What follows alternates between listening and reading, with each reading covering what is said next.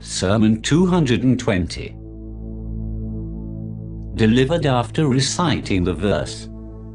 Therein declare glory unto him in the mornings, and the evenings, men whom neither merchandise, nor any sale diverteth from the remembrance of God, and constancy in prayer, and paying the poor rate. They fear the day when the hearts and eyes shall writhe of the anguish.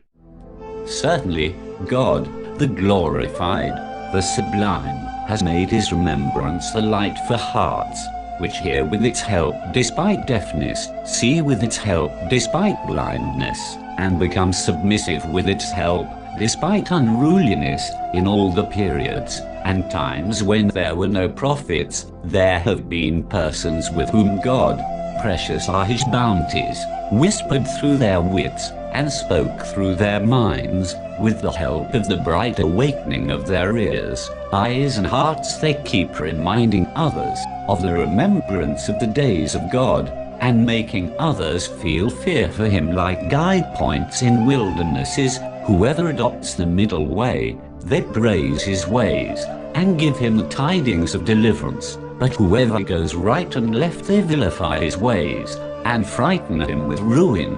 In this way, they served as lamps in these darknesses, and guides through these doubts. There are some people devoted to the remembrance of God, who have adopted it in place of worldly matters, so that commerce or trade does not turn them away from it. They pass their life in it. They speak into the ears of neglectful persons, warning against matters held unlawful by God. They order them to practice justice, and themselves keep practicing it, and they refrain them from the unlawful, and themselves refrain from it. It is as though they have finished the journey of this world towards the next world, and have beheld what lies beyond it. Consequently, they have become acquainted with all that befell them in the interstice during their long stay therein, and the day of judgment fulfills its promises for them. Therefore, they removed the curtain from these things, for the people of the world, till it was as though they were seeing what people did not see, and were hearing what people did not hear. If you picture them in your mind, in their admirable positions and well-known sittings, when they have opened the records of their actions, and are prepared to render an account of themselves, in respect of the small as well as the big things, they were ordered to do but they failed to do, or were ordered to refrain from, but they indulged therein, and they realized the weight of their burden of bad acts on their backs, and they felt too weak to bear them. Then they wept bitterly, and spoke to each other while still crying, and bewailing to God in repentance, and acknowledgement of their shortcomings.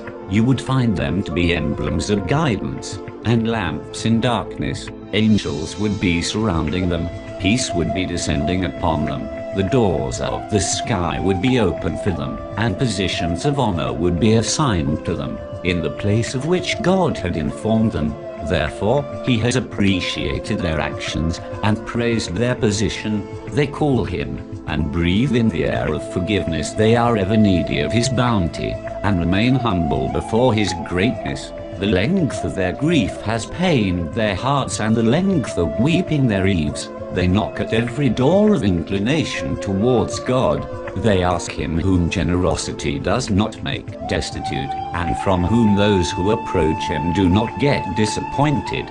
Therefore, take account of yourself, for your own sake, because the account of others will be taken by one other than you.